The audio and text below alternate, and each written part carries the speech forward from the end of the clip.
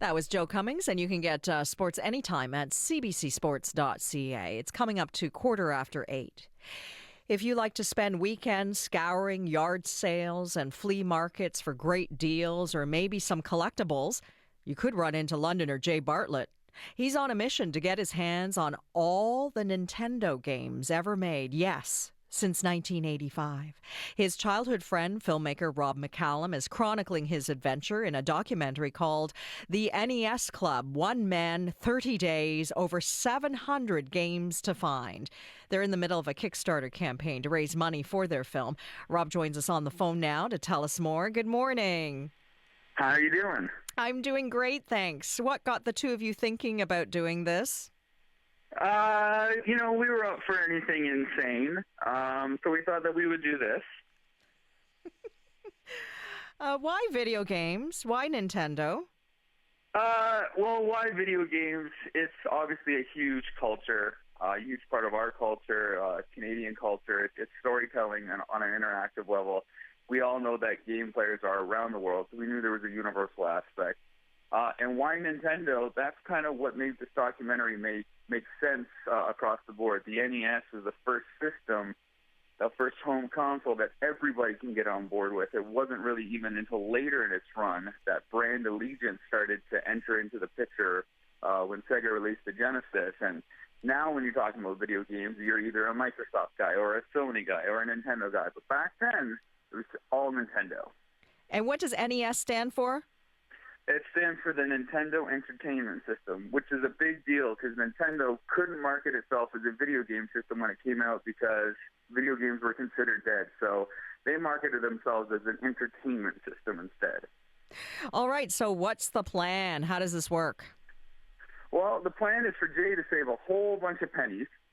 We're going to get our cameras, and we're going to follow him basically across Canada, across the U.S., on the road as he tries to trek out, find all the great notable retro shops, all the mom-and-pop locations, and basically hunt down over 700 NES retail games. And here's the hook, though. No online purchases. In an era where eBay is everything a click away or Amazon, it's just too easy, and it kind of really eliminates the thrill of the hunt. So we're going back into the wild, as he's told me, and we're going to do it the old-school way just to prove that it can be done and get it all on film. And it would be boring having him sit at a computer buying stuff on eBay. I think it would be a lot less entertaining, I got to tell you. Okay, so you'll go wherever a lead takes you, basically.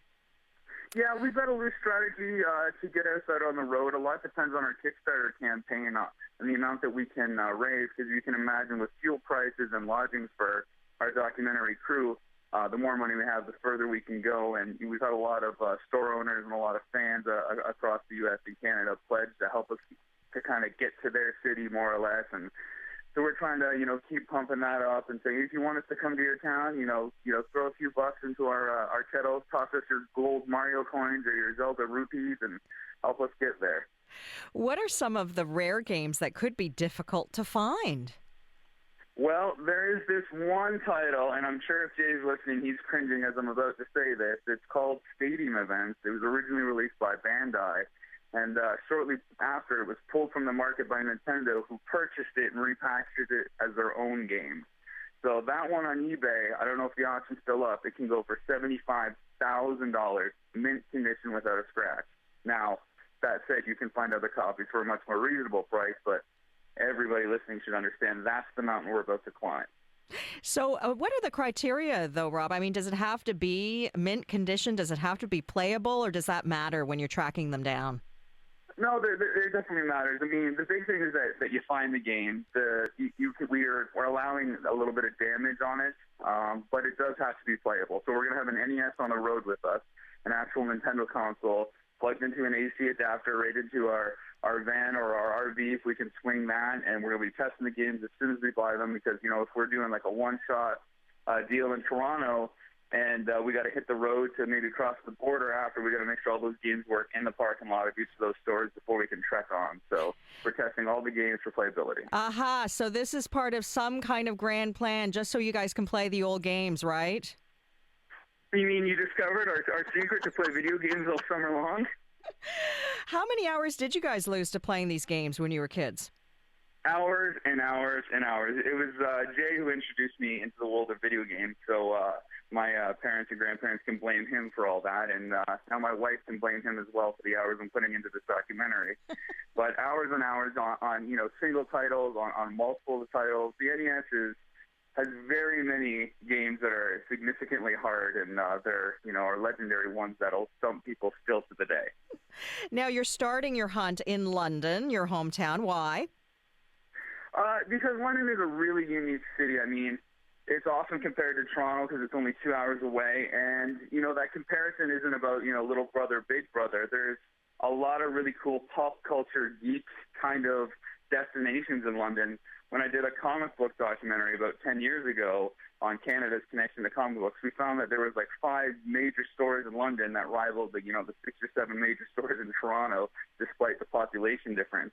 And getting into the gaming documentary now, we find that the same thing prevails. So there's something really special about London, and we're just excited to kind of go back to our hometown and start there and exploit that and show more of the London cultural landscape to the rest of the world. Now, you guys obviously have fun with this, but Rob, what are you hoping will be the story you actually tell? Well, there's a bunch of things we want to touch on. First, it's great that we're going out on the road and finding it almost like Pawn Stars or Canadian Pickers style. I mean, that's obviously the hook that, we're appealing to people. But we're also going to chronicle everything Nintendo, from the history to the peripherals that came out to what makes certain games better than others, showing the rare games, the classic games. But it's also a commentary on where video games are now versus where they are then. Just on the surface, back then we were all in the living room together, huddled around, helping each other, trying to figure it out. Now we're connected online through wires. And we're so disconnected in this age of technology now that even in only a 25-year span, we are so segregated from one another that it's almost like leading to a counter-revolution. And that's why I think, more than anything, that everybody is racing back to these retro games. It's cool that we're talking about Nintendo, but it's not just us. There's an 8-bit fever that's, sweeping the entire world right now. And you can get all these games online through virtual consoles for like 99 cents, but people are paying hundreds of dollars and thousands of dollars for some of these original games. Well, Rob, thank you very much for telling us about your quest. I appreciate it. Thank you for having me. All right, good luck with it. Rob McCallum is filming a documentary, The NES Club, following his friend Jay Bartlett's search for all the Nintendo games.